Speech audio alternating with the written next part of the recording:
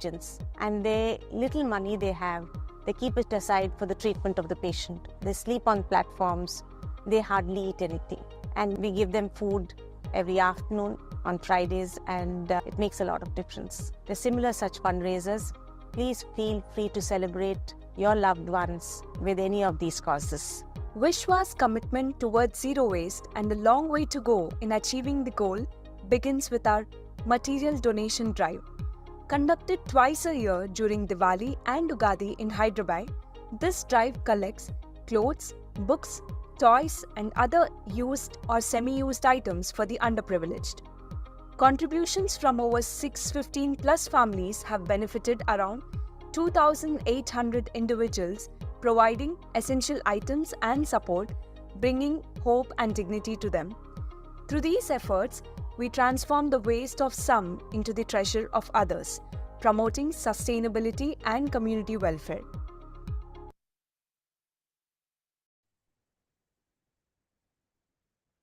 Namaskaram, everyone. A very good morning and welcome to Vishwatalks. My name is Prashant, and I thank you all for attending today's event on Zoom and to those watching on YouTube Live. For those of you who have attended a Vishwatalk before, a warm welcome back. And for our new joinees, here's a little bit about us.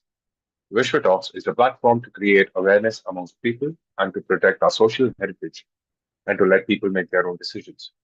Here we invite experts to discuss and explore diverse opinions, different perspectives, various issues, problems, and their solutions on various fields, including art and culture, healthcare, environment, education, community development, and more. Each webinar is an interactive session with a deeper understanding of the topic at hand.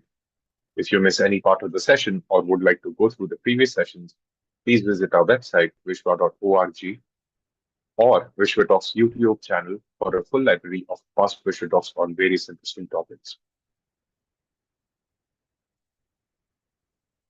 In the world of Indian classical dance, few artists embody tradition and innovation as seamlessly as Dr. Yashoda. Her journey began with 14 years of rigorous training in Kuchipudi under Guru Shobha Naidu, but her calling led her deeper to reclaim the art of her own family by learning from Kalavantulu women, particularly Anabattula Mangatara Yaru and Leela Sai. Forgive me for the mispronunciations. A dancer scholar in Yogini, Yashoda earned her doctoral degree for her pioneering research on the interrelationship between yoga and Indian classical dance. Her performances have graced every major national festival, and her choreography reflects both mastery and deep cultural consciousness. Beyond the stage, she has worked tirelessly with hereditary women dancers, exploring the social, historical, and aesthetic dimensions of the Devadasi repertoire. Her scholarship is equally remarkable. She authored Kaivalya, Joy in Yoga and Dance, co-translated and critically edited the 13th century text Nritta Naratnavali for the IGNCA and edited Kelly Gopalam, preserving the handwritten notes of poet Maladi Ramakrishna Sastri that documented the wisdom of Kalavantulu women. Her influence extends globally, from workshops in Russia to presenting papers and performances at conferences in Paris, Hyderabad, and the University of Pennsylvania. She has carried Indian dance traditions to international audiences.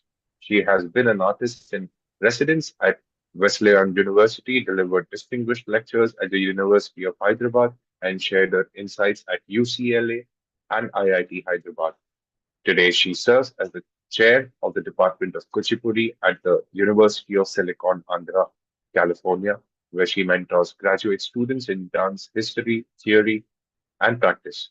Her contributions have been recognized with honors such as Bangalore Nagaratnama Awards 2017 and the Ugadi Puraskaram by the Government of Andhra Pradesh. Please join me in warmly welcoming a dancer, scholar, and cultural custodian whose life is a testament to the power of art and knowledge, Dr. Yashoda Thakur, to share her insights on Jīvitaṁ as performance explore Mezowani tradition of coastal Andhra. Good morning, ma'am. Welcome back. Thank you, Trishant. Thank you very much. That was very flattering too. And Vishwa Talks now feels like home, uh, makes me comfortable. But this time, unlike every time that I was talking here, I have a written script, which is a little unlike me. So this is because as I kept working on this Jīvitaṁ as performance, when it was, I started off on a very personal note, and then I thought this is getting deeper as I studied, and it's not just my story. It's about the story of so many dancers and so many artists. So it just kept expanding. The concentric circles kept increasing. So it's not just women, it's not just dancers, it's not just artists, it's not just artisans. It's about everybody who works and who put in their own life into that work itself. And not as commitment, not as dedication. I'm not talking about bhakti, and I'm not talking about, what we are generally told as dancers. We should be committed, we should be dedicated to the dance, and not even like that. Just their life forming the art that they perform. How much value do we give to that? Now, this is a little complex, and those who are not very familiar with the technical terms that we use in dance, it's absolutely fine. I'm going to break it down, and I will still use the terms, but I will just break it down a little bit and talk to you. Let's first just address a few terms that I will repeat, one being rasa. Rasa is quite a used and sometimes even abused term. This rasa, the word rasa comes from food, taste, mainly. And it cannot be translated to English. People have tried across the world, but because it's an experience. So the translation is very difficult. Now, rasa is also something that the audience experiences. So in the Natya Shastra and the Abhinava Bharati through Abhinava Gupta, there is a lot that is spoken about rasa. There is a whole process. There is a cause, there is the feeling, there is an effect, and then there is the abhinaya, the expression of the bhava, the emotion, and then the travel of this abhinaya and the feeling to the audience, and the audience feeling the rasa, this aesthetic experience. Once they feel the aesthetic experience, the vibes come back to the artist, and then the artist gets even more involved in the emotion. Now, is the artist on her own agenda of, we are talking right now, I'm talking about the solo performance. Is the artist on her own agenda of her own moksha or her own Atma meeting Paramatma? No. Right now, we are talking about those artists for whom dance is livelihood, for who work through dance, right? It is not, they don't dance, they can't eat. We are talking about that kind of dances. Also, we are talking about that dance which is part of a certain life's practice. So during this season, there is this dance performed. During this occasion, there is this dance performed. Why? Because there is a certain vibe created, there is a certain harnessing of energies that take place during that particular occasion. And so we are dancing. So there is a kind of giving back to society, giving back to the larger purpose also that we are talking about. Now, when it comes to rasa, when Natya Shastra talks about rasa, or even Abhinava Gupta talks of rasa, actually Abhinava Gupta talks more about rasa than Bharata does in the Natya Shastra. There is this whole factory that is at work, right? There is a cause, there is a bhava, there is an effect, there is abhinaya, and then there is transfer, there is the emotion. But he spoke about all this with respect to drama, to what is called theater. So what is happening on stage is there is a story that's happening, not storytelling, but story being presented on stage. So the artists are all doing another character. They get into another character, what we call parakaya pravesha. So here there's some more jargon coming across. The parakaya pravesha, where the artist is getting into the body of that character and presenting that character convincingly. So we are doing this stepping out of ourselves, going into that character, completing the job there, and coming back to our own character.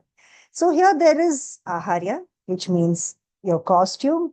There is music. There is the effects that are happening. So everything is going on all at one time. Does this happen? So, and rasa is created. There is no doubt about it. I'll talk about Kuchipudi and I'll talk about the Kalavantalu, Mezuvani part of it, because I'm qualified to talk about this. If you are watching a Yakshagana, Kuchipudi Yakshagana, whether it's the music or even if they're dancing on bare land in Kuchipudi village, and they're creating, or Kathakali, Kudiyatam, they're creating this whole ambience. There is rasa created, no doubt about it, and they go back home. That is one scenario. Let's look at another scenario. Another word that I would like to define to you, and that is Mezuvani. Mezuvani, okay. We have to talk about the Devadasi. We spoke about it in almost every talk I did at Vishwa, but I will still talk. So Devadasi women, to make it very short and short, they were the unmarried women who were committed to the temple, the court, then the sabhas, and who were dancers, singers, and that was their life. Dance was part of their life. Dance was their life itself.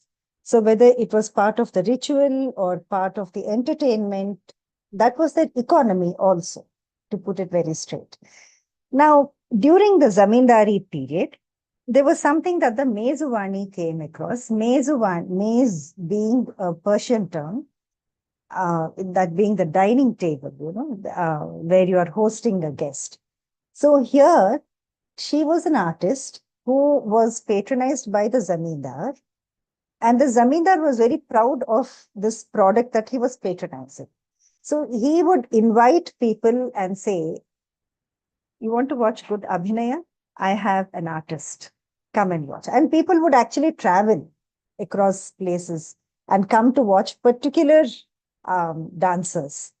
So that evening's performance, which was freewheeling, was called Mezuvani. Mezuvani. That's how it comes. And this is a very coastal Andhra specific prakriya antar kada. It's a Andhra specific activity. What happens in the Mezuvani? So as against the Natya, where the whole thing is choreographed, rehearsed, you learn the dialogues, and any improvisation which happens on the stage, but within that framework of the dialogue or what you're presenting there. But when it comes to the Mezuvani, there is no rehearsal. They sit there and then the audience asks. They say, we want this padam. The first two songs are given, where they do a salam darbu, where they are praising the patron and the audience. And the second one is the pure dance piece, a very small pure dance piece. This sets the stage. And then when it comes to the Abhinaya part of it, the dancer is asked to do something. They say, the audience says, now this is where the very important role of the audience also comes. The onus is not on the dancer alone. Now my question is, are the audience educating themselves also? Are the audience also working towards being a good audience for the artist? So today is a day and age where we talk about footfall and eyeballs and, so we just want we want the numbers. Of the numbers, how many of them have done a homework? Their little homework. One step as artists, one step from the audience, and we will take 50 steps to make you enjoy what we are dancing. One step, turn the mobile phone off while dancing, and we will lead you to that rasa. Anyway, coming back to Mezuvani and our Kalavantulu women who used to do this Mezuvani. So Kalavantulu and the Bhogam are the names that were given to the Devadasi women in the Telugu speaking areas. When they danced, they are not doing Parakaya Pravesham. They are not doing another drama. They're not doing somebody else's character. They're not doing borrowed emotions. To the extent, now I have to tell you, to the extent that they say, oh, that padam, I'm not good at it. పక్క వీధిలో ఆవిడ పొట్టెమ్మ ఉంటుంది, ఆవిడ బాగా చేస్తారు, ఆవిడ దగ్గరికి వెళ్ళండి. There is పొట్టెమ్మ in the next street. She does this padam very well. She has owned it. Go there and you watch her do it. So the onus of doing everything ourselves was not there on the dancer herself. So I can read a little bit from my article because it gives instances. Maybe it's just let me know if there's too much reading and you want me to talk. I can do that. You can just stop me at some point. Trishant, you watch the chat and let me know.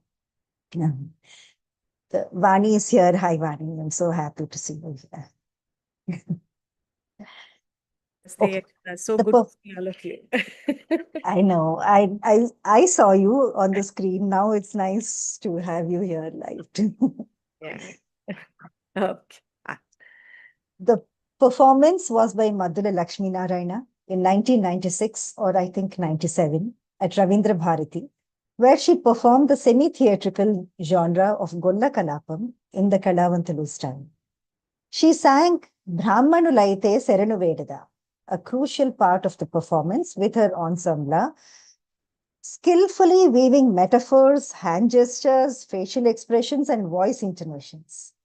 Lakshmi Narayana's performance, which balanced humor, respect, and was a compelling portrayal of a Gollabhama or a cowherdess, guiding the Brahmin priest towards understanding the meaning and nuance of the rituals he performs, was something spectacular.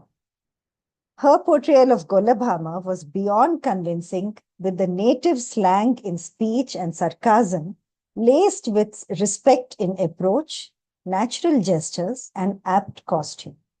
So she did not try to Sanskritize anything. She did not try to stylize anything. She spoke about ma mukkamalo koti brahmacharulu, that kind of native jokes and native language were very, with lots of pride.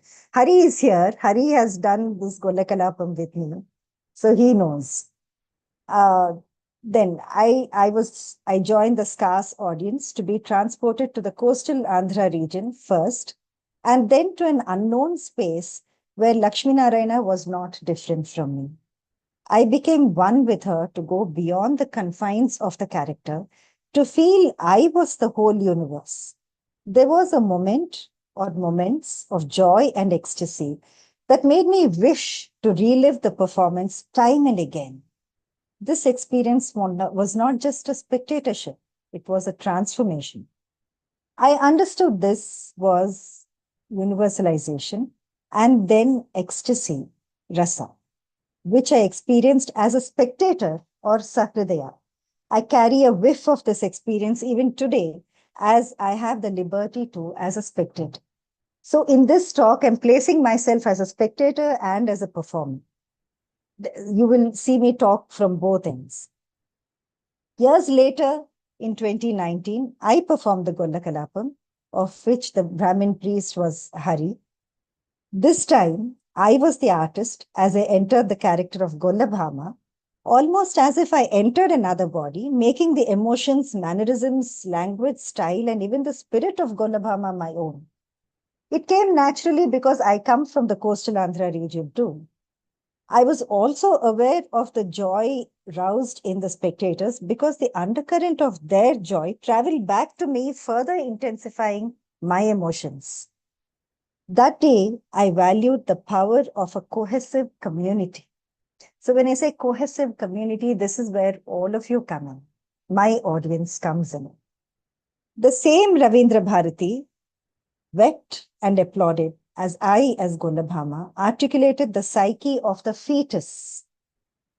However, I snapped out of the character of Gondabhama once the performance was over, and I re-entered my physical body, completing the formalities after the performance, paying the artists, removing the makeup, and meeting people. So I came back to my life. Kola Subramaniam.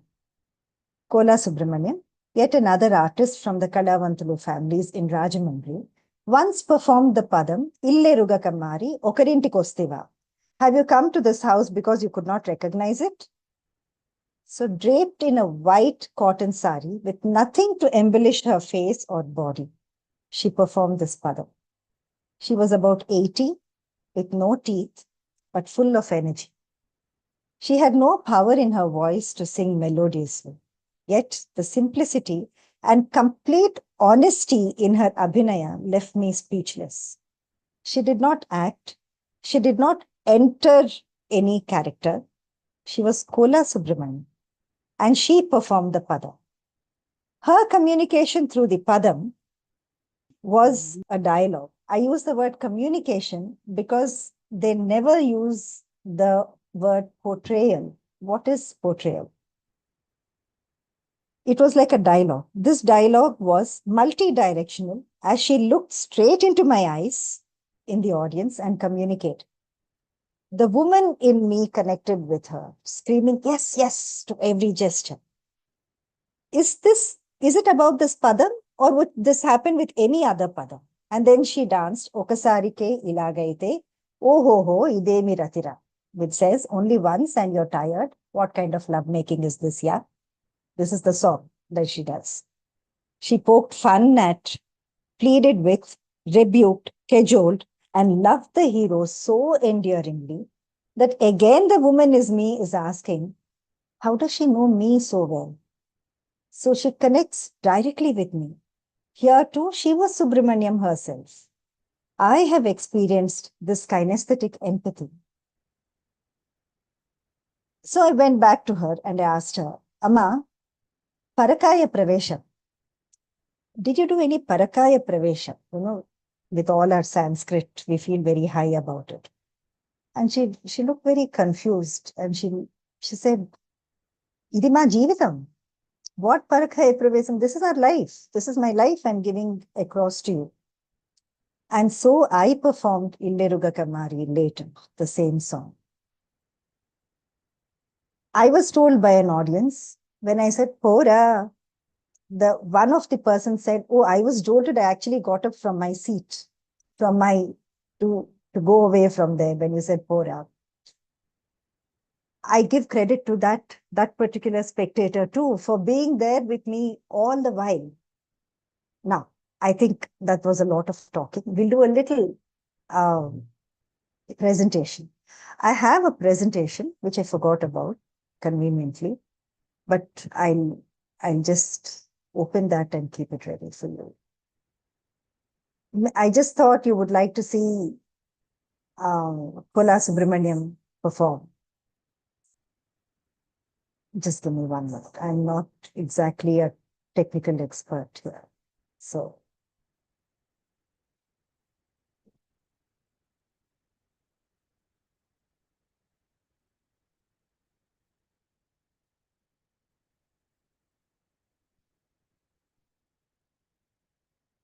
I can share now, right, Vishal? Yes, ma'am. Please go ahead. Share the screen. Yeah. Just let me know how it's working. So. Sure.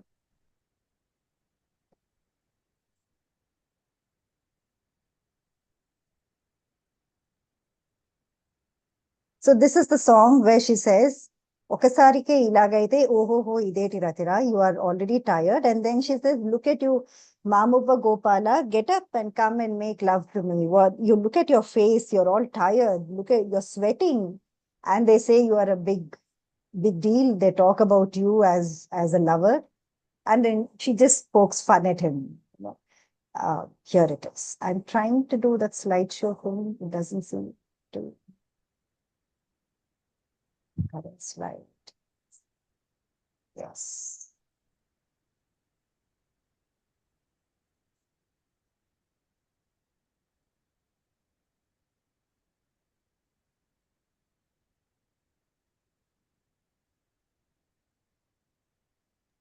Ma'am, the audio is not.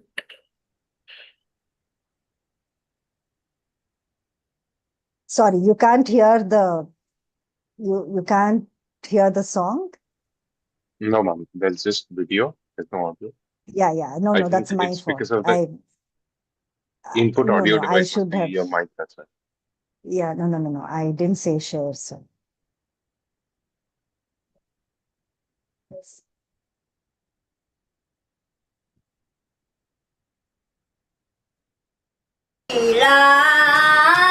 गई सेवका सारी के इला गई इला गई इला गई इला गई इला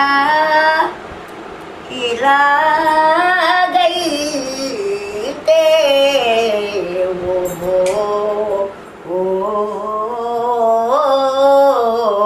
इरे तीरा तीरा ओ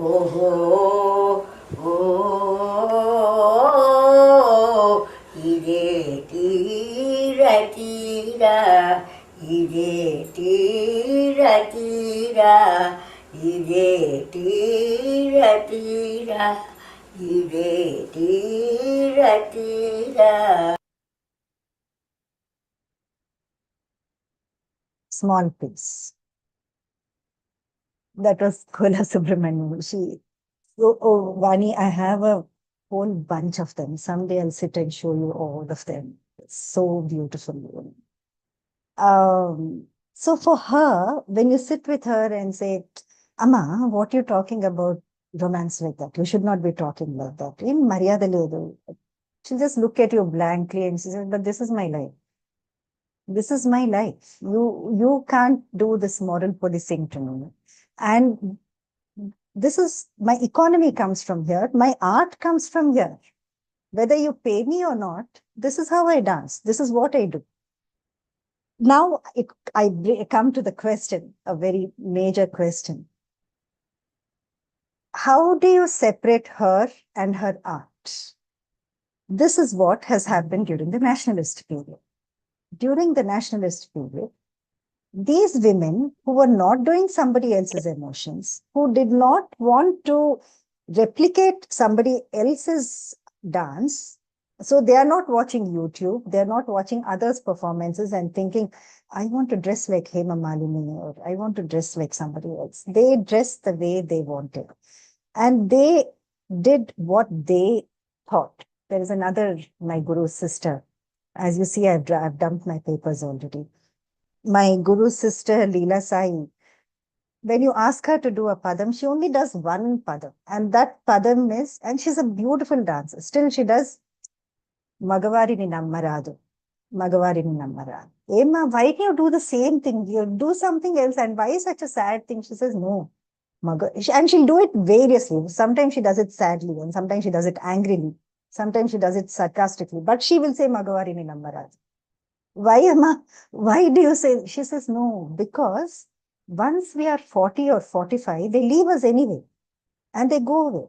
They talk about us like we have been, attracting men and wooing men, but they don't give us anything. By the time they're 45, we are 45, they don't come to us anymore. So I want to tell everybody, be on your own. You may have a partner, but be on your own. Take care of yourself. That is her experience that is coming across. Her sister, my guru, Mangatayaru, you ask her to dance and she will, she's 75 now, okay? And you ask her to do a Javali, she'll say, Boti talagalene, hi, cheli, boti talagalene. I can't control my love for this man. He's so handsome. At 75, that is her. And ask Leela Sai to do that. She doesn't even sing that song. chichi, aa paata nenu paadanu, adi tanu paadutundi le, she'll sing that. So so they're not even saying on stage we are artists, so we have to do our job on stage and come back. No, they're saying, I am giving you my life. Can we respect that? The fact that they were giving their life, they were spreading it out to us like that and giving the audience their own lives, where they did not have a private life, quote unquote, marginalized them. That was turned against them to say that, oh, they do these padams and these javalis like this, so they're all fallen women. And so we don't want the women, but we want the songs. We'll take the songs and we'll place them on respectable bodies, whatever that is, and whoever defines what respectable is. And so the songs take a different turn. Whose life are they performing? Today, when you do the padams and the javalis, whose life and whose emotions are you performing? Sure, for all dancers, every dancer, Natyam na pranam is a statement that we throw around easily. Natyam na pranam. Sure. Suppose they say if you dance, you will not eat. You will not get food. How long will we keep dancing in spite of that? Whereas for them, if they did not dance, they did not get an income. This is true. I see Santosh here. I see a few dancers here. I'm telling you, what they have done at that time to these women by removing the economy from them and making, dancers don't need economy and taking away the economy. Today, we are still suffering it, Santosh. Today, we are told dancers don't need money. They dance for moksha. They dance for Atma Paramatma. We don't need money, don't we? Don't we need money? So anyway, idima Jīvitaṁ, what happens at this point? So when you said yogini as part of my bio, Trishant, I'm not really a yogini. I just practice yoga to keep myself sane. But I can say that this complete acceptance of yourself, because it is said that all of us have all characters. We are white light. We have all characters inside us. It is just about what nature is active at that point and what is dormant. And according to the situation, that emotion or that nature also comes up. Let's face it, yeah. We can be the nastiest of nastiest. We can be the best of the best also. We are very rich as human beings. Now, at this point of time, when how many of us are willing to accept that there is Surpanaka within us? There are the negative, if you say negative. There is every character within us, and we need to approach that and accept that character. This is what these women did. When they did a Samanya Nayika, which is a mercenary, or the Parakiya Nayika, the married woman who is in love with somebody else, we as dancers generally say, oh, that is only for the stage. But my life and the dance are not connected. I am married and I live a very respectable life. But all of us like Mahesh Babu, right? Even if you are married. So there is the Parakiya Nayika amongst all of us. It's just that it's for society, we don't talk about it. These women do. These women don't say this is only for the stage. They say the stage is my life. I'm spreading it out there. So the question I'm bringing across to you here, I think I'll stop talking now. It's been quite a while. The question I'm bringing across is, one, how do you separate the art and the artist? Two, when she says, idima Jīvitaṁ, can we respect it? Can we value that and say, yes, this is her life, and she is making you privy to her breath, to her movement, to the movement of her body, to the movement of her chest, her body, completely for the audience. can we take it with gratitude as spectator? Now I ask as a spectator, can we take it with gratitude that she has made herself so vulnerable to us? This is a call to spectators. Thank you. I can talk. I can answer questions. Thank you so much, Naz.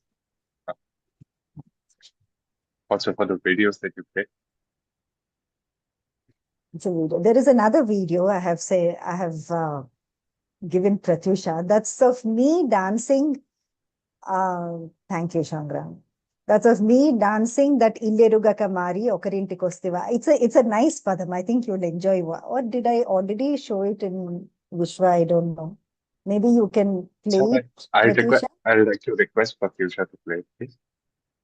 So let me give you a background of that padam. This padam is a lovely padam. This journey inwards, when I talk about the journey inwards, when you do this abhinaya, is a very scary journey. Mind you, it's a scary journey because you go inwards and you suddenly feel, why am I so comfortable with this Naika who actually caters to so many men? And you have to accept that fact within yourself. Yeah, why am I so comfortable with this Naika who's very nasty to the man she loves because she's jealous of the other woman? So we all want to say we are not jealous people, but then you feel that jealousy. That is a kind of purgation that takes place when you do this Abhinaya exposition. This Naika that you're going to see is a lovely Naika, one of my favorite ones, where she says she's a mercenary, she's an artist, and she also entertains men. So there is this man who has come, and she chooses which man is good enough for to watch her perform or for her to entertain. She doesn't entertain just everybody. So you know why she's so favorite to me. So she says, you have come to my house. You must be mad. You probably forgot where you had to go. You know, that woman with whom you were kuchikuing the other day, she's in the other street. It's on, go there. That's so essentially she's dividing and she's saying, this body is an artist's body. You are going, it's not art that you have come for. You have come for something else, and that it's the other street that you should be going to. And then there is this man, she says, you have come, you're standing here and talking. You've taken so long. You don't even open your fist. You don't have the heart to give an artist what she wants. Yeah, and you keep talking. Matalu tetale gani. All your words are just useless words. They have no spice in, not even spice. There's no content in what you are talking. And she says, it's getting late. Yeah, it's getting late. Please go. And because na pati Parthasarathi Vachuvelai, the man I love is going to come now. You wasted enough of my time. Please go. And then she also says, okay, if you want to talk to me, you give me a bag of gold coins. No, if you have to say another word, give me 2 bags of gold coins. You know, this is one way of avoiding people. And she says, and then he begins to cry. She said, what is this drama you're giving me? Just go, yeah. Watch this. Illerugaka. I'll mute myself.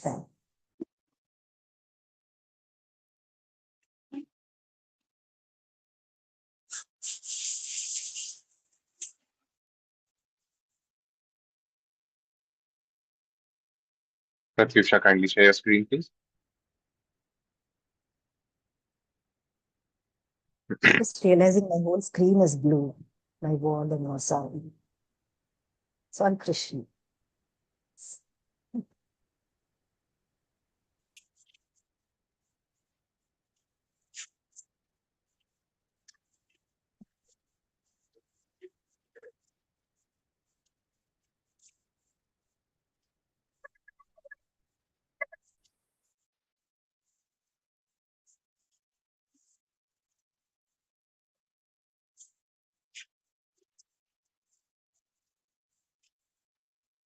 So while Pratyusha is working on that, there is also this, in this article that I have written on these lines, I also spoke about, I connected it to the yoga. Pratyusha, whenever you're ready, I can stop talking. Okay, whenever you start sharing. Yoga, Kriya Yoga, where Patanjali talks of tapas, swadhyaya, ishvara pranidhana. I'll talk about it later.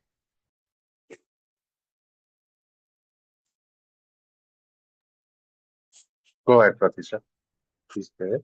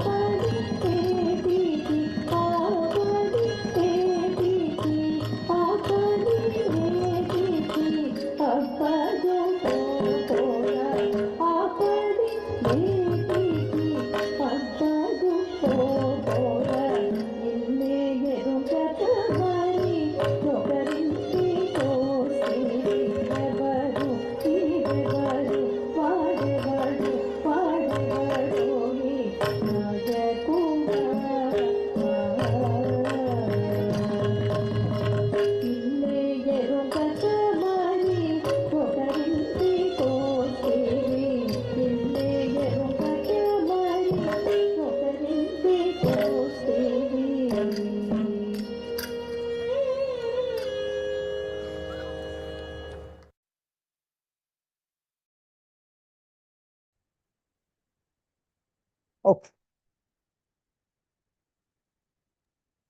That was amazing to watch. Thank you. Thank you Prashant. so much, ma'am, for uh, sharing that. Before we So move on, yes, please go ahead. in the Kalavantulu tradition, our heirlooms are these. This was taught by my guru's grandmother, Guli Venkatratnamma. She was famous for this. So when I started doing this, my guru just made one request and she said, don't teach this unless you really, really want to anybody. So this is the heirloom, what they give. It's just that, I can judge her and say, no, you're not sharing knowledge and all that. But I also respect that she wants to keep it protected. Just a final statement I want to say. The power and significance of the individual's experience is not undermined in this tradition. There is no attempt to create an ethereal state, rather consciously enjoying the moment. That moment is important. The dancer experiences life through the corporeal body and communicates through the body, taking the spectator towards universalization and joy by remaining in the body with the emotions. So Kola Subramanian's statement, "Idi ma Jīvitaṁ," says it all. Thank you, Ananda. Thank you for being here today. Ananda is here, a very good friend of mine. Thank you, Vani, for this. Prashant, I'm here for question answers. Sure, thank you. Before we move on to the Q&A, I'd like to take just 30 seconds of everyone's time for a quick poll. This will help us get to know you better and tailor future topics that we bring to you. A big thanks to everyone here today.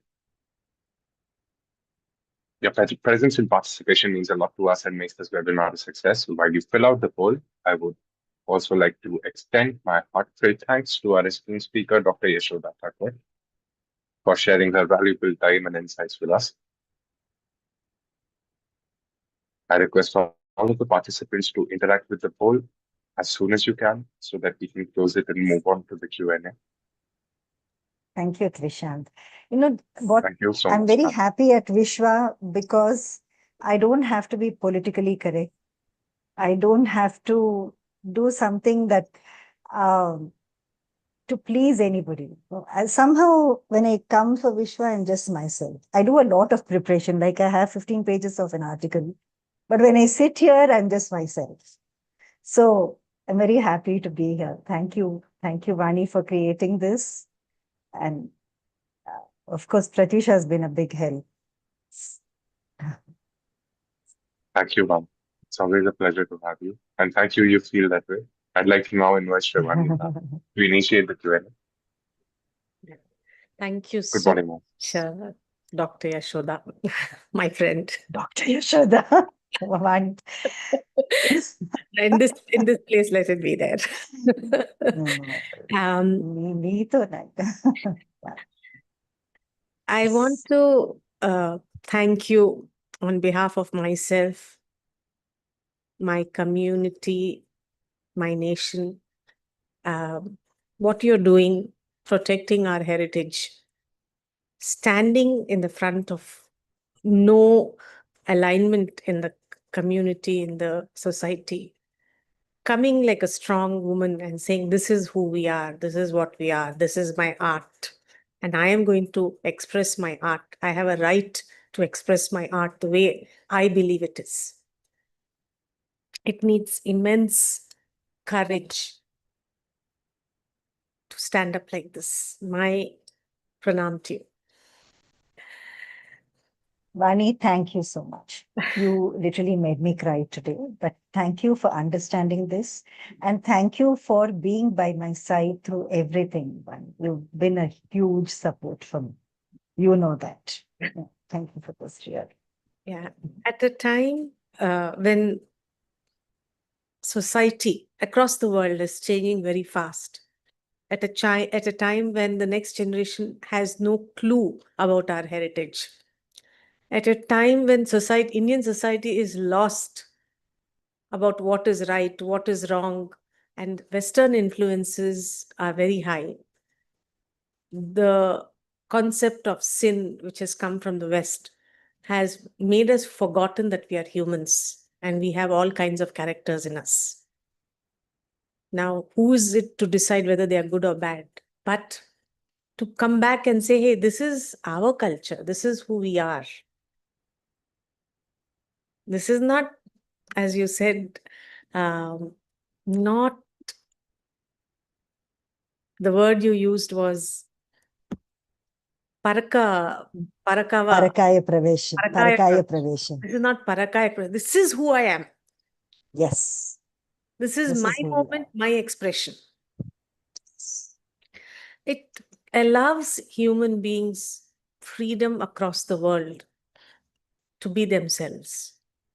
And it's a very important emotion, a very important character that we Indians have. We need to respect it. Again, own it back as us. Thank you Can so you much. say something? Absolutely. Thank you so much, Vani, for actually understanding my angst and bringing it across. So, thank you so much for this. Yes, Can somebody I was also say saying. something? Yeah, sure. Who's this? I can. I'm Shamasri, Shama. Yeah. Yashoda గారు ఢిల్లీలో కలిసాం మనం గుర్తుందా శ్రీతన్య వాళ్ళ అమ్మని Can you put Hi, it Shama. Yeah. on the spotlight? I'm not able. Please raise your hand. We'll put you on the spotlight. how to raise Hi, Shama. Nice to talk to you again. I hope Tanya is doing well. so yeah what I really wanted to Can you come say on video, please? yeah Yeah. hello Yeah. so yeah first of all నేను ఇప్పుడు మీరు the video that you were playing so I had the privilege of seeing it live.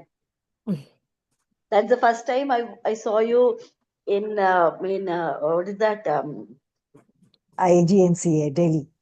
exactly no not I met you you remembered me meeting you there but then this performance was in Madhya Pradesh. What is that Khajuraho. Khajuraho. Khajuraho. You saw it in yeah, Khajuraho? no, Oh, I see. I Okay. attended the workshop also and I saw this program also. I see. Okay, oh, lovely. This is Thank the you, first time Shama. I met you there. So I Okay. immediately saw, oh, wow, this is the, then I just saw, that's what I was very Yes, happy to see that yes. once again. And what at that time also, I want to say that, I never had that, this thing, but now when you're talking about, I was just remembering that. See, what I really liked about it is, see, the tradition, the part, everything, that's one part that you people are taking care and that you are doing wonderful job. Everybody knows about it. But the best part I really loved is we being Telugus, we should be proud of one thing: the sense of humor that our ladies at that time they had. No, everybody missed. Vetakaram. See, Vetakaram coastal Andhra Sontam. exactly. That ఇలాగా ఆ వ్యంగ్యం కానీ ఆ మీనదేంటి ఇది కానీ అసలు ఎంత చక్కగా చూపించారంటే ఆ పార్ట్ ని అందరూ మిస్ చేసేస్తారు. They think only about the negative part of it. So the positive part is ఆ మజా అంటే లైక్ అంటే హ్యావింగ్ దట్ మీనది ఓపెన్ హార్ట్ మీనది ఫన్ ని ఎవరు Yes. గుర్తించట్లేదు. I really love that part a lot actually. Thank you, Shama. Thank you, Hussein. Yeah, I really feel good about it, you know. Any question, Andy? Thank you for the acknowledgement. Any question? So see, basically, when you realize what actually that they're doing, then there's no question about anything. That's what I feel. Thank you. Okay, we'll go to our next question. We have limited time. Mr. Shmuel, would you like to ask?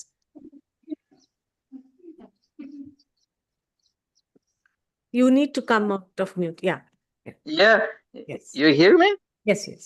Yes, sir. Yeah. Okay. Thank you very much. Very interesting presentation. And I want to ask you next question. How Jīvitaṁ tradition can support improvement social and mental well-being? How can the so Social are we well-being? asking inkoka once? Shmuel, can you repeat? Trishant. Yeah, of course. I heard. Yeah. I can't repeat. I Yes, asked please. how Jīvitaṁ tradition can support improvement social and mental well-being. So, if you're asking about the social and mental well-being of the women who are dancing, of course. Okay, they actually this is actually a very good question, sir, because I've noticed, and I'm in the middle of this family. The major part of the family refuses to acknowledge that they come from this community, whereas there is another section of my family in the villages who can dance still, who can sing. They don't because they don't have the venue for it. But when you talk to them, they can still break into a song and do a padam or something. There are a handful of them.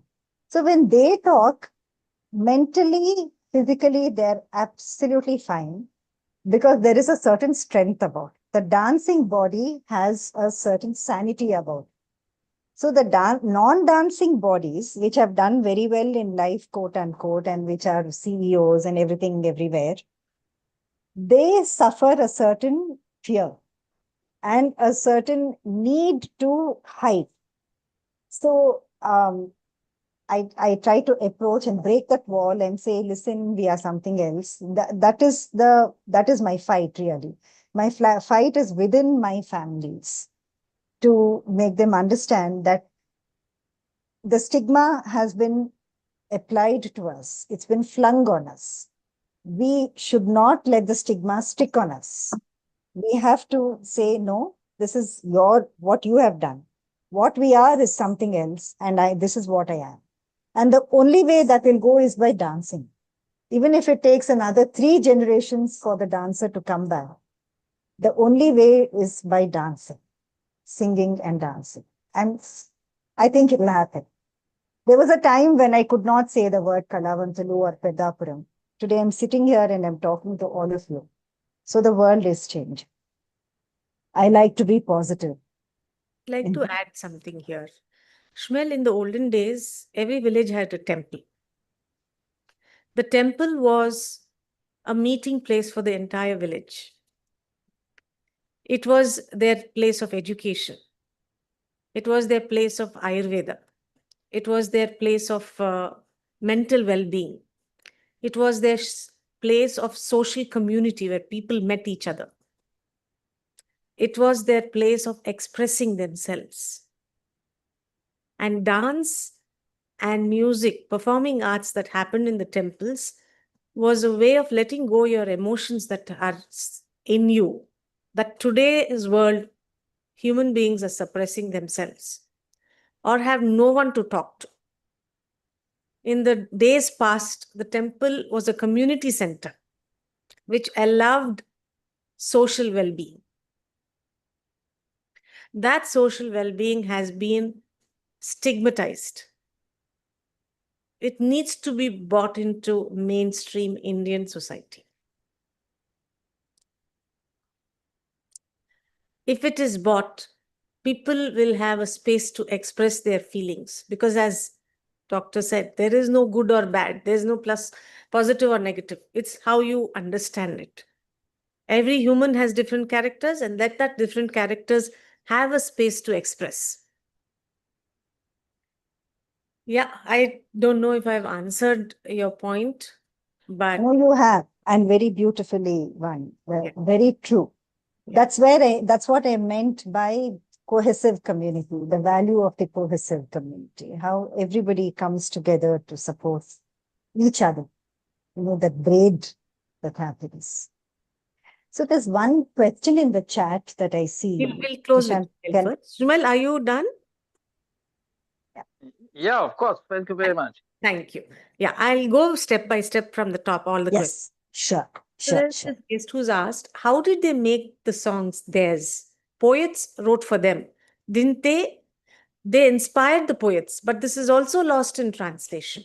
We perform the padam today, mention the poet, but nothing about the dancer that inspired the composition. Correct. Absolutely. I love this question, and this must be from a dancer. It's For from sure. me, Yashoda. Shashi. Yes. Yes. So Would you Shashi like is a to come one dancer. line? Would you like? Yeah. Yeah, there she is. Yes, Shashi, and also poets wrote for these dancers, but these dancers themselves also wrote. That's not acknowledged. So there were songs which are written by them, but they didn't publish it on their names, because when it goes on a woman's name, nothing is published. So you create Kshetraya. Harshita Kamath talks about this, and Yes. she writes about Yes.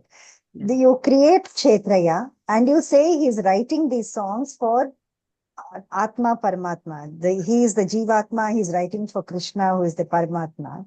And you put in all the desire into the songs. So you are at once making desire sacred, which is also fine. Even that is okay with me. But by doing that, you're removing it from common man. That distance comes. I'm saying, why do we have to make something sacred to make it valuable? Why can we not value basic human emotions? They're so important. Yeah. Yeah. So Yes. do And we we don't talk need about to, the dance. yeah. So will it be fair to say, maybe just brainstorming, to go back to Shmuel's question also, right? So we don't know who wrote that padam at this point, right? It could have been one of the dancers. Yes. So is it okay to say, let's stop naming the poet also then? Let's just talk about the padam. And so there is some sense of, it's not true equality, true, equity, I'm saying, but at the same time, we bring in some level of, we stop respecting the male poet all the time while doing the padam. So would that be? Yeah, because as dancers, Shashi, you know this, we did it in class.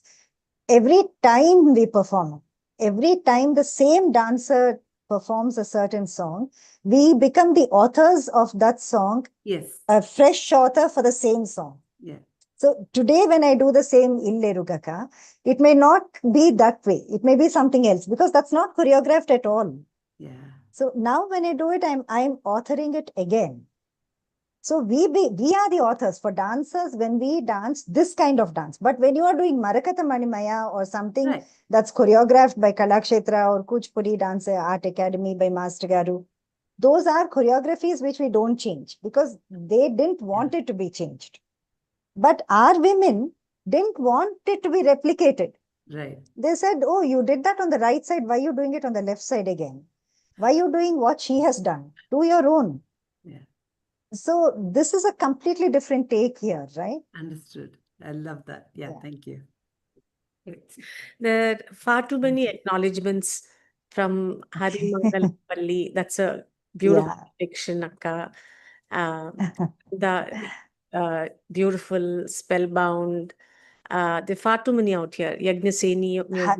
Hari is a fantastic dancer with 5 daughters, all of them dancing.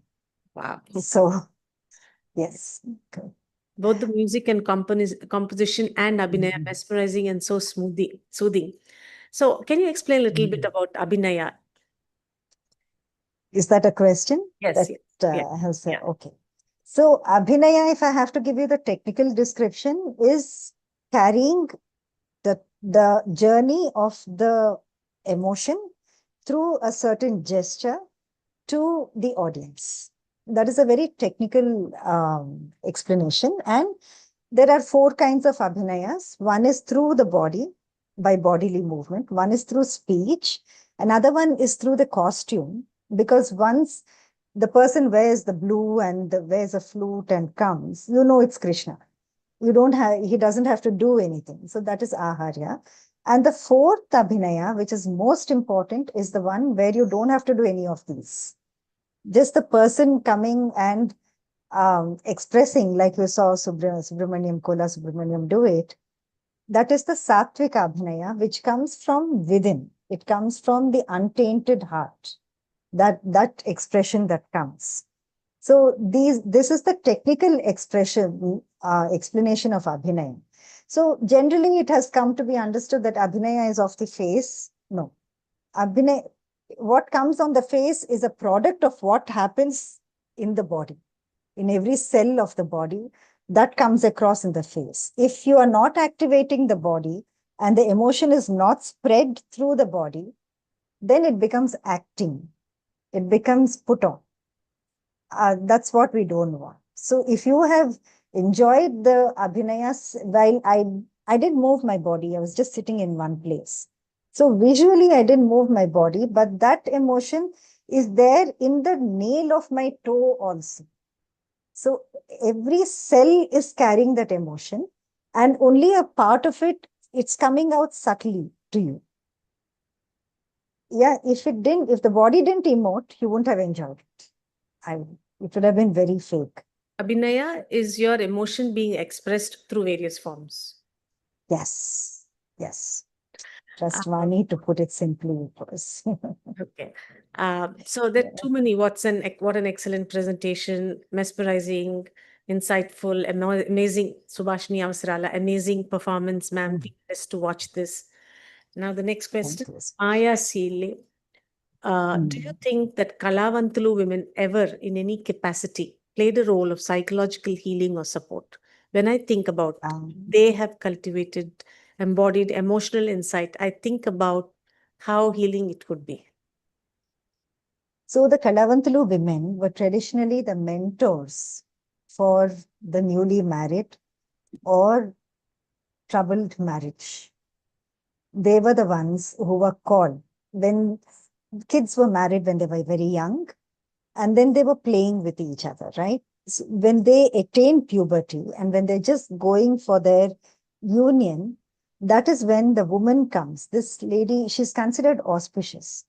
So she, keeping auspicious aside, I think the auspicious tag was also to give her that importance in society, that place in society.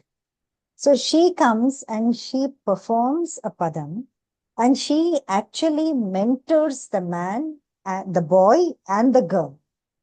She tells the girl how to behave with the boy and the boy how to behave with the girl. And then they go for their first night. That was part of their duty. And the black beads that are tied and all that was done by these women. And it was considered auspicious. Besides that, there are so many marriages that stood the test of time because the man or the woman would go to her and take advice from her. My own grandmother was not married to my grandfather, but she had 10 children from him. My father's mother was in the company of a Madhva Brahmin who had a family of his own. And his wife was not a very healthy person, but my Nanama and she were very good friends. She would go there and take care of her children. In fact, it is said one of her children were part of my Nanamas. We still don't know who that is. They're all dead and gone, but we still don't know who that was. So she would take care of both sides. She was the balancing, hers was the balancing act of their lives also.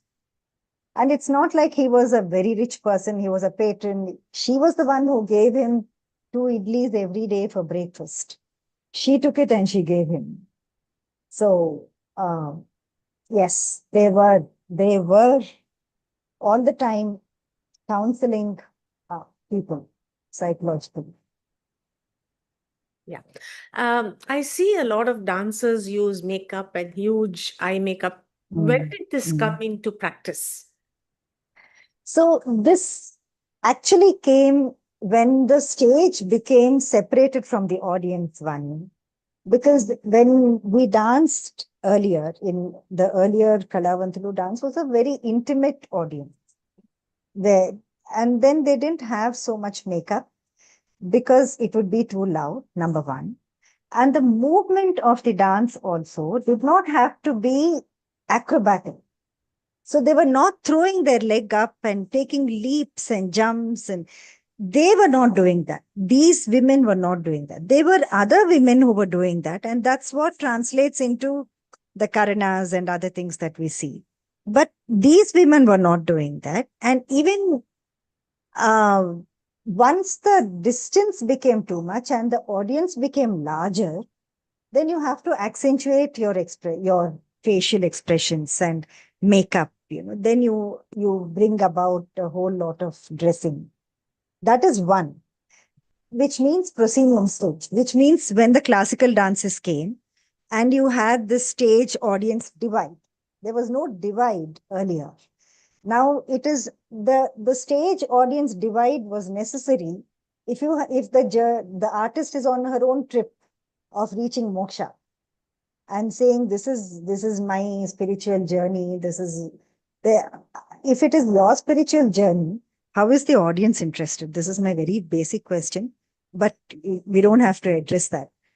So when the movement also became broad, then the costume had to change.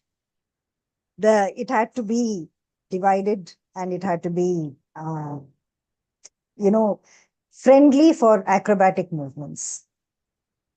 Expression became broader when lightings also started coming in, more lights. Yeah. So can we think this must have happened in the late 18th century or 19th? Oh, the late 20th century. Oh. Only the mid 1900 and later, independence, after the nationalist period and after independence. And then the makeup becomes even more. The idea of makeup, so much makeup was from the theatrical angle that you become somebody else. You don't carry yourself in that. But now it has become a beautification of your own self so that you believe that you are very beautiful. Yeah. The next question is, when was the first Kalavantulu recorded, or the Devadasi first recorded? So this is a question that's got so many answers. The Agamas of the 5th, 6th centuries talk about the Dasi in the temple. 5th, 6th century AD. But then temple, the women being a part of ritual was in the Buddhist time itself. There's a lot of noise. I'm sorry. There's construction going on at the side. They suddenly decided to drill something. We cannot. Okay. I'm so glad. So even in the Buddhist period, there were women who were dancing in whatever, if you want to call it spiritual areas or whatever. The king was entertained by the courtesan. Now, as I always say, it is not the temple and then the court. It is the court and then the temple, if not together. Because the temple has to be constructed by the court. So whatever was given to the court, the better quality went to the temple, right? So women being This was Vani because the woman's body was recognized as capable of harnessing certain powers and energies from the universe. And that's the reason she was installed in strategic places so that she harnesses those energies, gives it to the deity, gives the energy to the deity, and the deity in turn takes care of the village. Remember, we functioned in small pockets. So, our own Grama Devatas, our own deities are so important. These huge Vedic gods came later. But our own Yellamma, Pochama, yesterday I saw this temple opposite Secretariat saying, Sri Sri Sri Nalla Pochamma Alayam. When did Nalla Pochamma become Sri Sri Sri? Nalla Pochamma is our Grama Devata. You walk out of the house, you have a small temple, and she's your own family deity who's taking care of you. That kind of a thing. Don't distance the gods and goddesses also. They're part of your own family. Let's not lose our indigenous gods and goddesses. So, because the woman's body was recognized as this center of power, she was always used in these strategic avenues. Yeah. There's a question from Ms. Himanshi. I'm new on this topic, but I saw the art. It's mesmerizing my heart. Could you please suggest any book for this? You give me new perspective of historical knowledge. Any books you could Thank suggest? you so much, Himanshi. Himanshi herself is a beautiful dancer and she works with temples. Okay. She goes to the, she can tell you about it herself sometime. So Himanshi, Can you if you're spot? talking about my own work, Yeah. my own work, there is the podcast. It says Her Story of Dance. It gives you a little information. It's a long podcast, but you can listen to it. There is Devesh Soneji's Unfinished Gestures, which is very good. You must read it. It's difficult to read it, but read it. Read it 3, 4, 5 times. What is the book you suggested? Unfinished Gestures by Devesh Soneji. Davesh. Davesh Soneji. Soneji. And of course, there is Saskia Kursenboom's Nitya Sumangali, which gives you a very technical detail of the temple, the ritualistic temple, if you are looking at that. Nitya Sumangali by Saskia Kursenboom. Nitya Sumangali and Korte, you'll get it. Saskia, Saskia. Besides this, there is Leslie Orr, who wrote a book called Gods, Goddesses, and Courtesans, or something like that. Leslieorr. You must read Leslie Orr.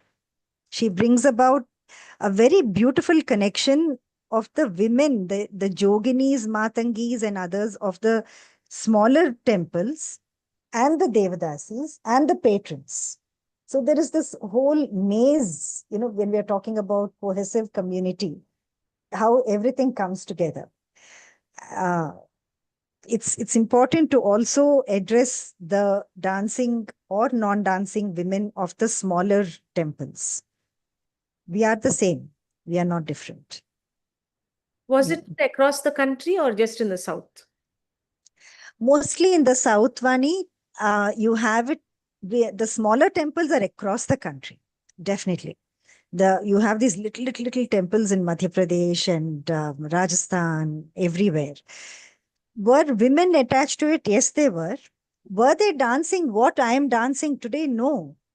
Because dance was only about the positioning of the body to harness that particular energy and the position that facilitates that energy to come in. And they knew it. Because they did it. I don't know it because I didn't do it at that time. They knew what could have been done. So today, I just feel we should not even try to replicate what was done at that time, because their knowledge and their involvement was something else, and the society was something else at that time. These are very strong PowerPoints, So unless we are in complete knowledge of it, we shouldn't tamper with these things. So previously, were there rituals in which states of different journey of life were these rituals performed, um, and where You mean of the women, or of you mean in the women temples performed of the the women? dance? Was it done at different stages of life of a human? Like you said, Yes, when the young girl and boy who were married were going to start a yes, new family life, they had like this. What were the different times that these people perform? Like, was it when the baby was born? How does it? How? yes, yes. So earlier, Vani, first of all, about the woman herself, when she was born till about 6 or 7, she didn't start dancing. Oh. There is a Gaja Puja, there is a whole process that begins, and then she begins to dance. And after she gains puberty, that is when she is committed to a temple or a court. Yeah, she is, what they call marriage was, it was, I like to think of it as a contract, because that's a job that she got. That the temple took care of her completely. And so being committed to the temple is what is mostly desirable. What did they do? When the child was born, they came. And V.A.K. Rangarao Garu also talks about it. When the child was born, these women were called to bless the child. In fact, they were also asked to nurse the child. They also nursed the baby, because it is said that this lady's milk is very good for the child. Okay, and yes, Seemantam appudu. Seemantam jariginapudu, they had to come. Whether they danced or not was a different matter, but they had to sing. Song was theirs, and Bottu Pettadamu, and all that part was done by them.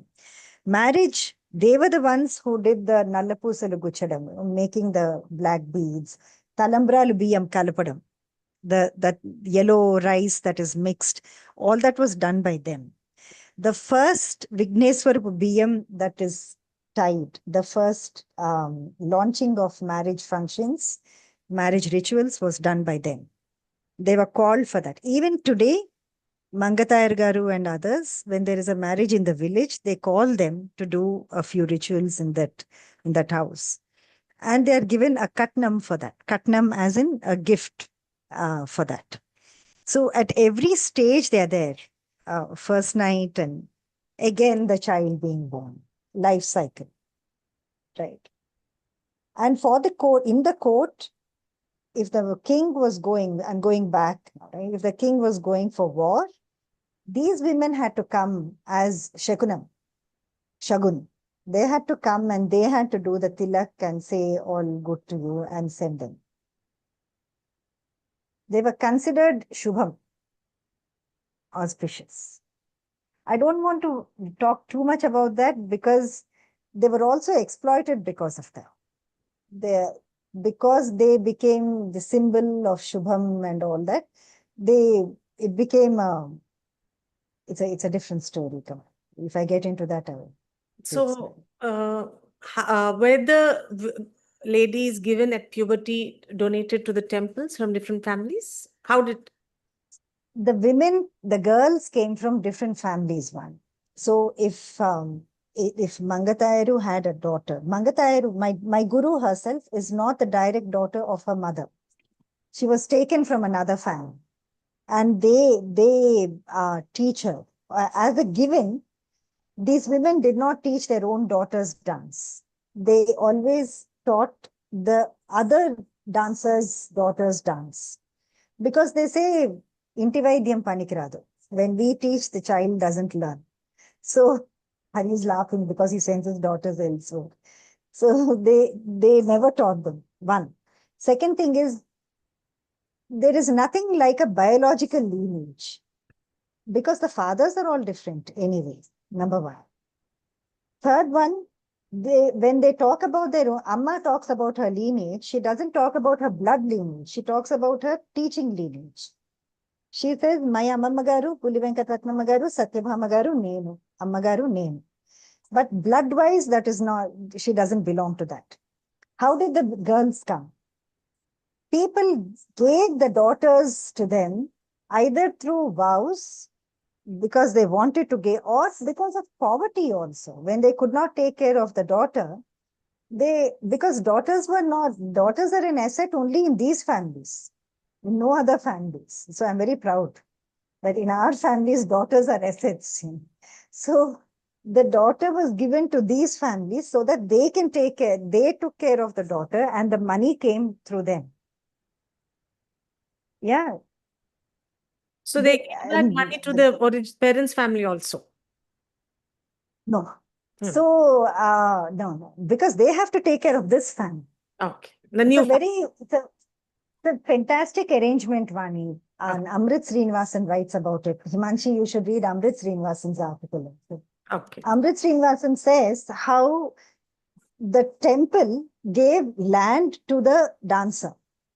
And the temple said, you are the custodian of this land. Whatever is the produce of this land is your income. You and your mother or your child or your brothers or whoever is singing for you, everybody survives on the produce of this land.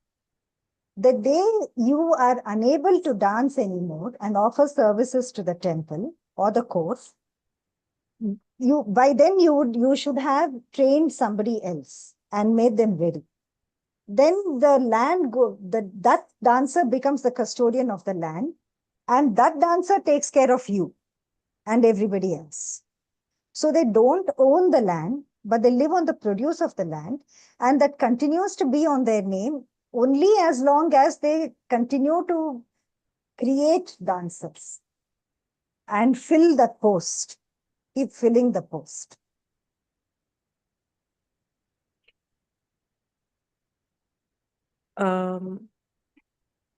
Okay.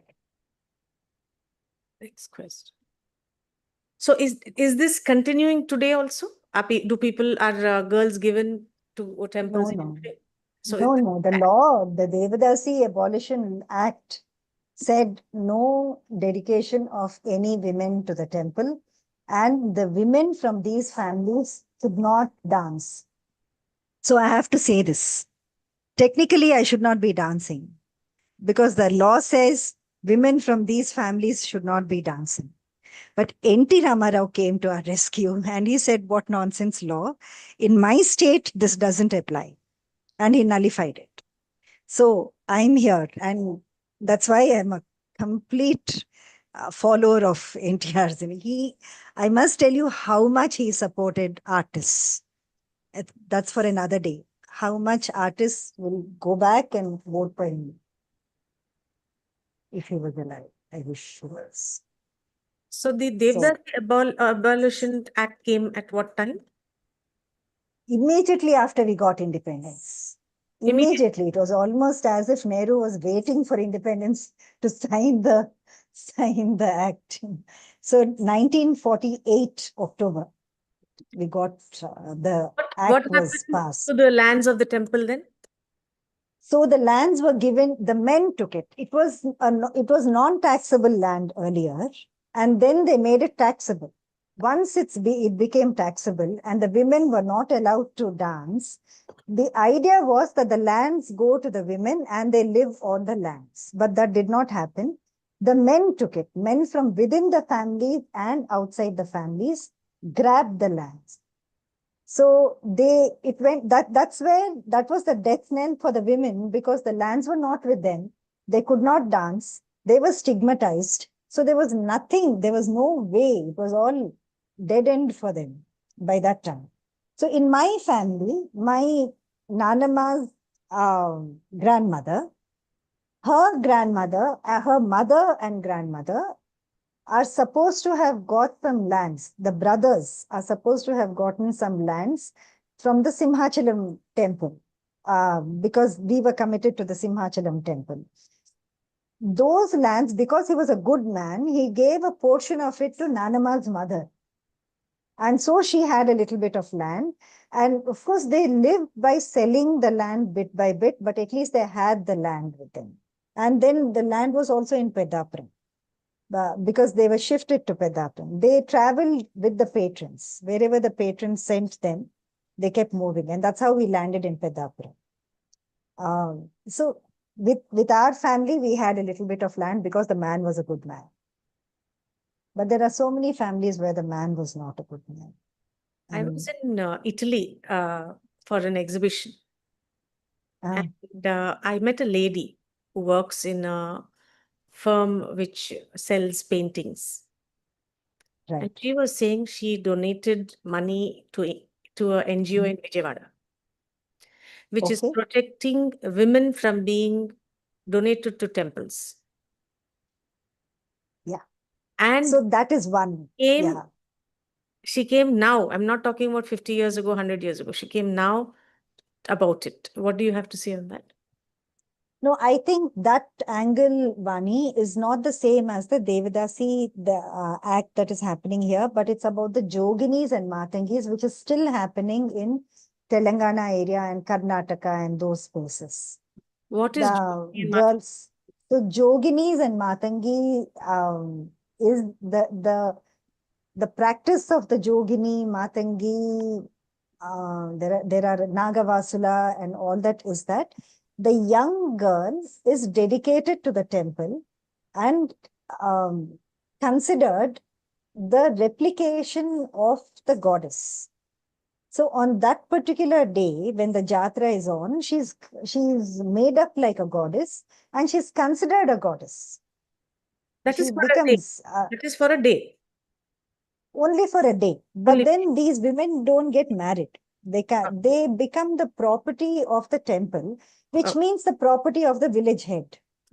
Okay. So they are used by everybody in the village. These women were used, it is still there, sadly, in a few places. So were they dancers? Is there art in them? The Chindu Bhagavatam and others have these women only dance in that. So the dance is a little different from what we do. Okay. But we are all temple women. I don't want to say because we dance in Ranganatha Swami temple, we are something else, and they dance in smaller temples, they are lesser. No. We are all temple women, all of us. How is it that the Britishers never had the guts to abolish it and we Indians in the independent India did it? So Queen Victoria she passed an act, a law saying, do whatever you like in India, but don't meddle with the religion part of it, culture and religion part. So they could not do anything. They didn't have the right to finger what was already established. And the Devidasi is intricately connected with the temple. So they could not do, but they made everything, they put everything in place. What they did was they worked on the psyche. They worked on the boudoir, the upper class, upper caste, educated Indians, English educated Indians. They worked on them and they brought it down. They said all these practices of unmarried women dancing and being the breadwinners, all this is very bad. The woman should stay at home and the man, you should be the breadwinner. So it was very convenient for the man to believe that.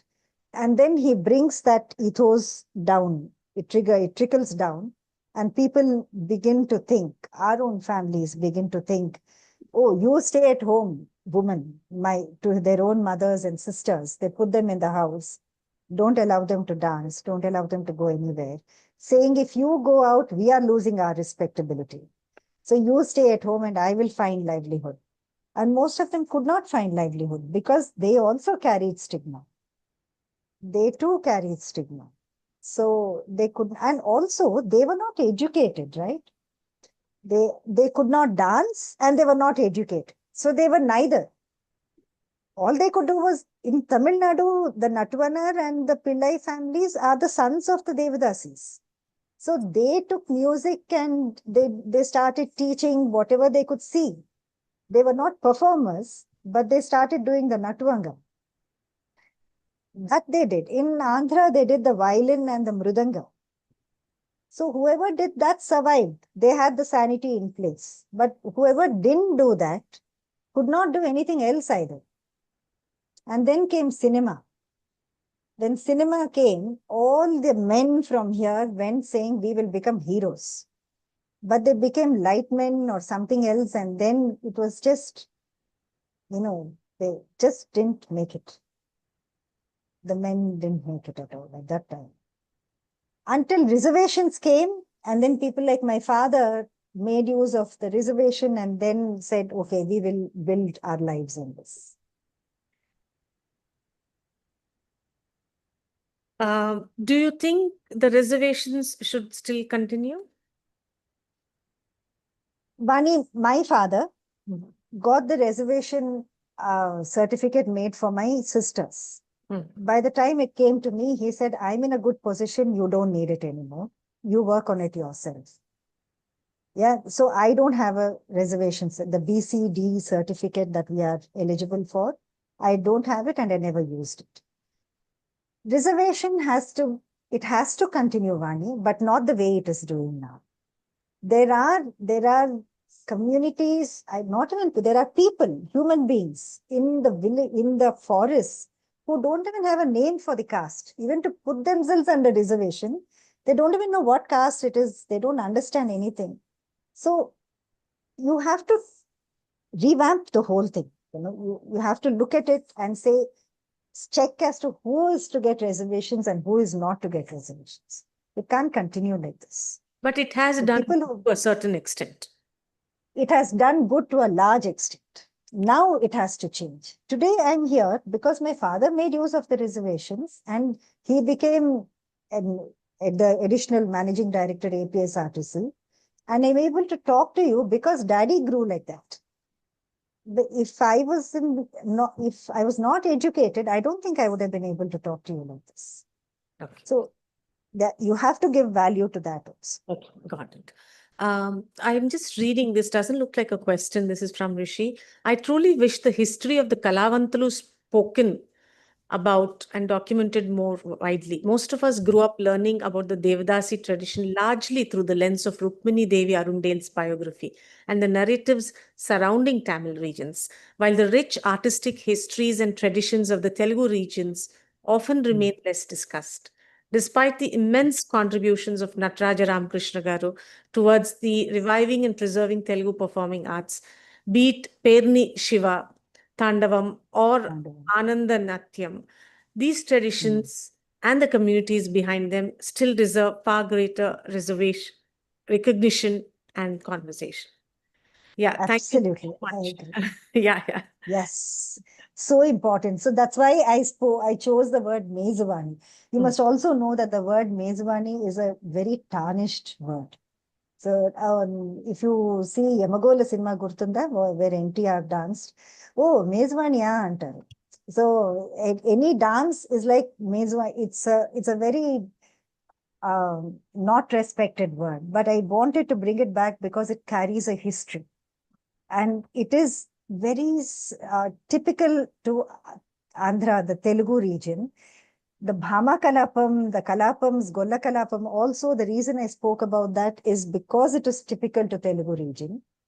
And the Kalavantulu, we are the same, Nana, Rishi, we are the same, whether it is Tamil Nadu, Andhra, Maharashtra, Orissa, the ethos may be the same. But again, we cannot flatten everything out. We have to recognize the distinct quality about each space. Manipur had its own set of Devadasis, there is a distinct quality about them also. If we can acknowledge that and respect that, then life becomes richer. You don't want to have this flat land everywhere, right? You want to have all colors and we live together. You are absolutely right. You must see the text of the Golla Kalapam and the Bhama Kalapam, so many texts, not one. So many texts. The Telugu of each of them is so beautiful. And we had our own Telugu music, which we lost.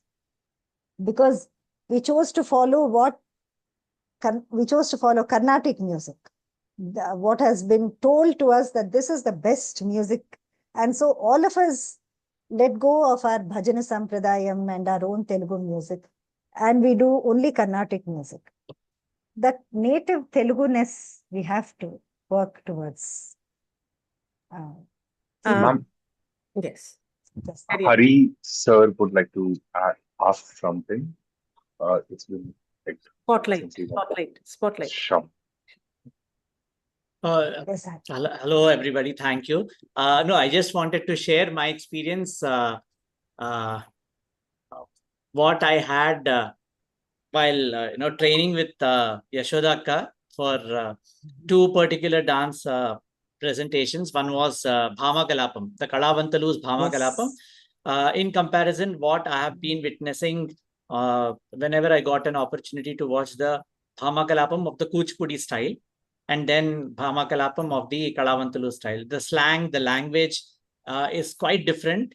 And I thoroughly enjoyed, playing the character of Krishna in Kalavantalu because there was a lot of humor. It is just like what we talk in our mother tongue in the regular conversations, what we have at home or with friends or cousins. It was something very close and very, easily understood by the audience. That was one aspect. And then when we also performed for the Golla Kalapam, there I could see a slight difference and also few similarities with the language. Because when we talk about Kuchipudi style and the language used, it is more of Grandhikam, more of Sanskritized terms, which one needs to have a little knowledge about understanding what actually a certain words mean. And when it comes to Kalavantalu's performance, yes, few words were surely similar to what Kuchipudi style also had.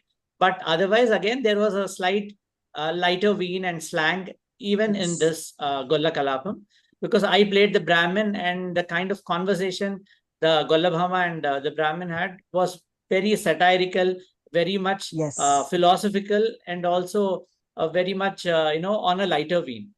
So that was a very nice experience for me, with a little knowledge here and there from my university studies or from watching all my seniors like Yashoda and other dancers also about observing the language part. So that helped me relate and connect also while practicing for both the performance. Thank you for that, Yashoda. Thank you, Hari. Thank you. I just wanted to share, Vishwa Talks is more of an exchange of our heritage. So please feel free to share, all of you, the participants. Raise your hands. Please feel free to share, because your knowledge, like right now, what Hari Garu told, is something that, people like us, it's knowledge for us. Yeah. Especially at a time when things are just disappearing. I don't think the next generation will even get 1% of what we know also. So let us talk about it. The purpose of Vishwa Talks is that this gets recorded for posterity. Yes. Thank you. There is a question from Move with Manvi. Could you please enlighten on the anti-notch movement, madam? I had read previously that the British led the campaign to abolish the Devdasis and Tawais. Yeah. So it was not an official campaign, Manvi. They did everything. And we allowed them to do. Let's not do blame. Let's do responsibility. Okay. We allowed them to do whatever they did to us. We allowed them to tell us that our own traditions are all nonsense. And we allowed them to tell us that our women, if they were not married, are all whores and witches. So let's not do this blame thing. But officially, they didn't do anything. But it was easier for them to bring the anti-notch there because there was no temple connection there. Kathak doesn't have a temple connection unless we are talking about the ras part of it. And that also is not part of any ritual there. It is danced outside the temple. It's not like dancing in the Baliharana or the Dhwajarohana, Dhwaja Avarohana, like in the south. It is the ras that is danced outside the temple as a celebration, as a beautiful. That is only one part of Kathak's history. The other part of Kathak's history is the Tawaif history, where it has come to us. It has actually, it's a beautiful form, Kathak, where the women came from Persia and they brought Kathak along with them. They gelled, they bring in Indian ethos and the Persian dance, and they all this together, the ras, the Tawaif, the Persian culture, Indian culture, everything comes together as Kathak to us. So try as we do, we cannot take away the Persian influence from Kathak. One. It was easier for the anti-notch to come earlier, and that has come in 1800s. That became a precursor for the Devadasi Abolition Act, in fact. It was easier there because there was no temple connection. So Queen Victoria didn't think of that. When she told us this, she didn't say, don't talk about that. Yeah, so yes, the British moved it, but we allowed them to move it. It's us only, all the way it's us. So there was the Kakatiyas and then the Vijayanagar kings and then the Britishers who must have come around the 1750s to 1850s when they established power. Yeah, East India Company. Yeah. The Devadasis must have been patronized by the kings at the time Yes, of very much. Kakatiyas and the Vijayanagaras. Yes. And yes. the zamindars from 1800s may have patronized them. Yes. What is the yes. What happened between 1600 to 1800? So they were patronized. They were very happy. Everything was going well. They were respected quite a bit. When the British Crown started taking over, 1858, British Crown took over after the Sepoy Mutiny, right? So that was when they also said, now we are going to, they also realized that if they have to break India, they have to break India at the psychological level, at the root level. So then they said, how can women be so, see, one thing about Europe is that they have only one lens through which they can see the whole world. They can only look at things from their own lens. So if a woman is not married in Europe, at that time they were considered witches. So they had to be married. So they come here and they tell us, your women are not married, so they are all witches. Then they had Latin as God's own language, because their Bible is written in Latin. They come to us and they tell us Sanskrit is God's own language because all your Vedic chants are in Sanskrit. So anybody who can speak Sanskrit, like the priest in the church, anybody who says the Vedic chant is next to God. So if you can't reach God, talk to the priest. It's only one thing that they bring. Then they have the Bible. They can see everything only through the Bible. Then they told us Veda. And then they write the Veda. Then they say only the Veda is Hindus. They said only the Veda, not your all those deities that you have in the house, all animal gods, they're all pagan gods, or the local gods and goddesses, trash them. Only the Veda is, and so texts are important. Sanskrit texts are important. And Bhagavad Gita, they are important. We all love them, but we don't live according to the text. Text is written as we live. So when we are talking about what changed, they started changing these things slowly into us, Vani. And then they said, how can the woman be the center of power? But having said that, it was not as if we were living a fantastic life either. When it came to the Zamindari time, the Zamindaris also, at least few of them, and the kings were living a life that was being spent. The resources were being spent. So in this kind of a lavish lifestyle, it became easy for the colonizers to come and take charge of the situation. So I'm saying, let's take responsibility. Because if we don't take responsibility, we cannot move ahead. Yeah. Yes. You have a question, please ask. Yes. So Yashoda, it's less of a question and more of a comment. So I think what you're talking about is in the context of Kadavantulu and the dance and even Tavais, right? Purely. But it's the same pattern across religion. Like Indian religions at that point were considered pagan.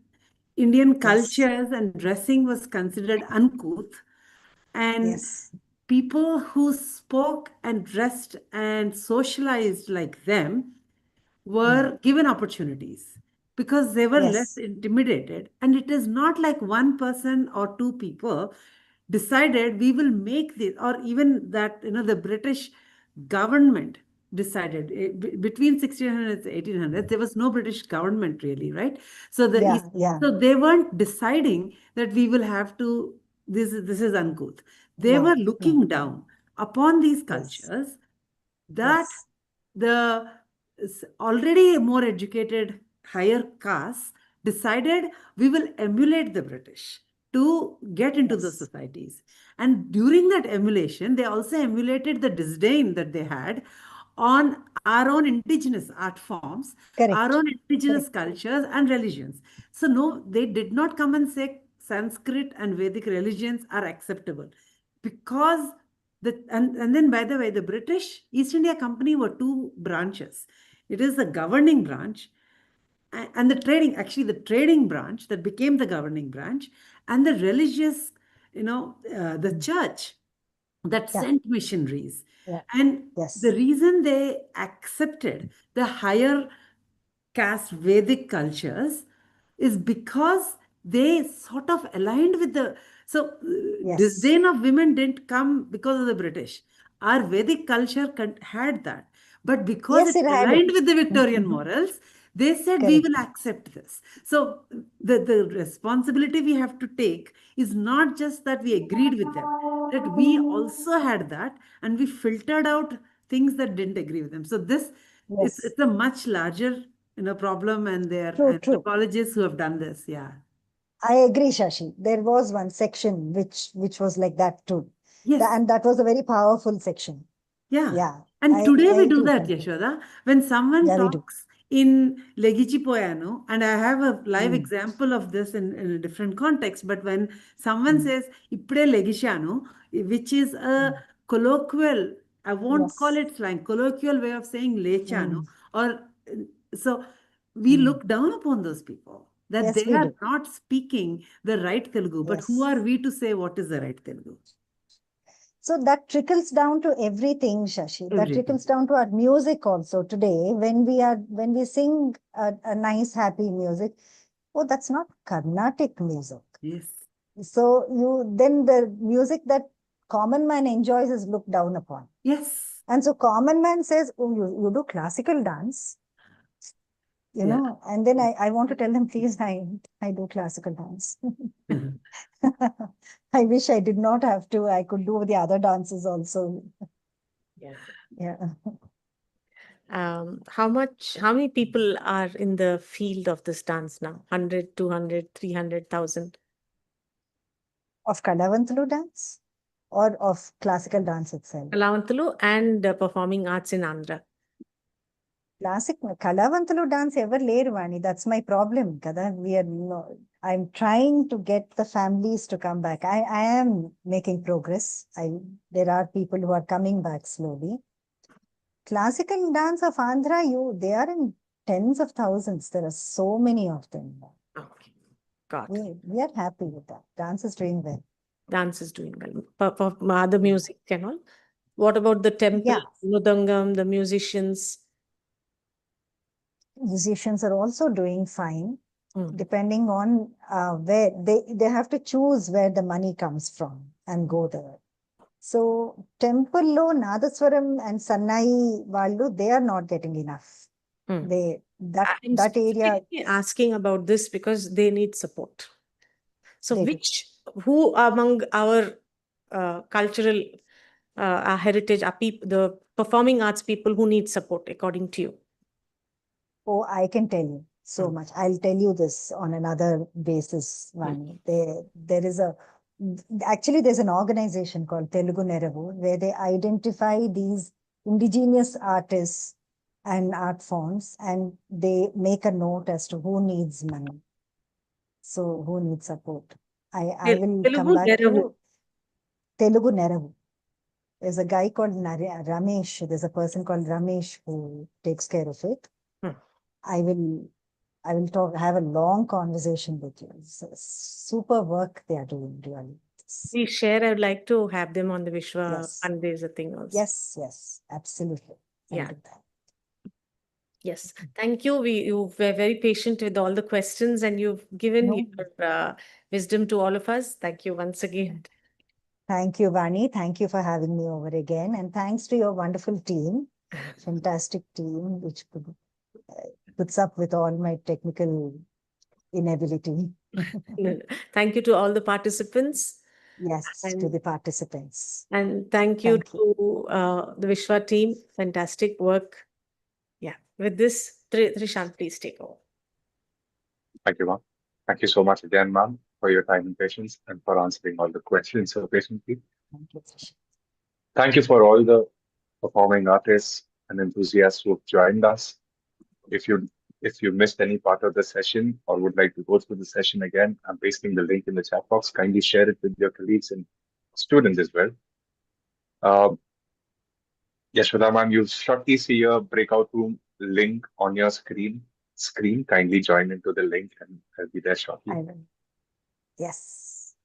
Thank you, Trishan. And for all the participants, we have more sessions coming up next week. I'd like to mention them to you. Kindly join us if you can. We have From Thoughts to Results, the science behind manifestation by speaker Manisha Dayanand, founder and lead consultant Srishti. This is on 30th May 2026, 11 a.m. onwards.